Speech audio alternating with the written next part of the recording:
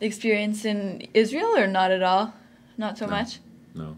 Okay. There's very little connection, but for the fact that this was the space in between the time that I thought God was calling me to go into the ministry full time. Okay. And this was one of the things I did in the space of time in my life, between the time I thought God wanted me to be ordained and the time that I actually got ordained. I thought God was calling me at 18, and I got ordained at 28. Oh, okay. And I was 23 or 4 when I went to Egypt. Right. So it was in between. Right. I did come back into the Canadian Forces in the reserves in the late 80s as a chaplain. And the other two medals I have, this one, red one, is called the Canadian Decoration, or CD for short.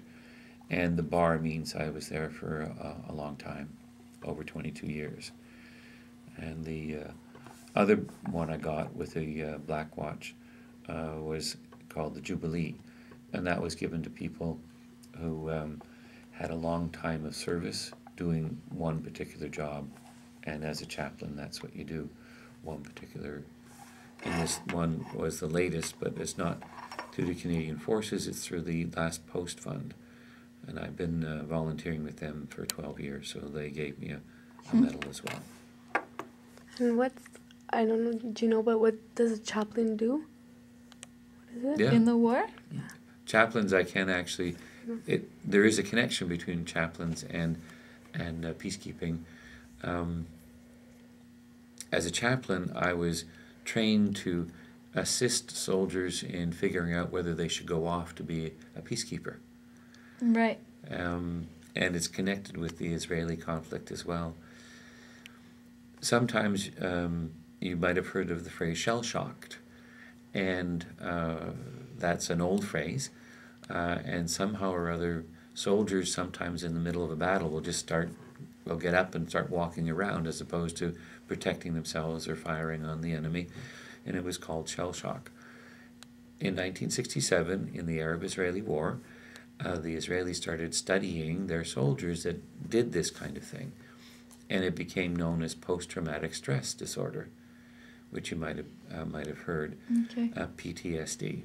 And I, as a padre, I was asked to take a course in recognizing this and assisting the soldiers prior to going over to, evaluating them prior to going over to be a peacekeeper or a peacemaker, and helping them make sure that they were doing the right thing, and talking to them about my own experience and what they might expect.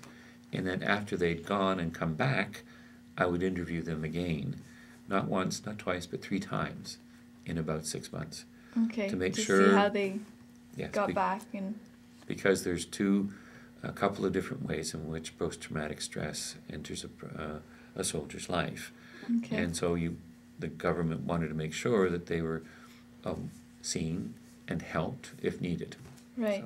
So when you joined the Army again the second time, As a chaplain, that was your job? Yep. Oh, sorry, that was one of the jobs. One of the I did. tasks. One okay. of the tasks, exactly. I volunteered to do that as one of the tasks, and almost all the chaplains do that. Oh, okay. It's not something that they have to do, but it was one of the things that they can do.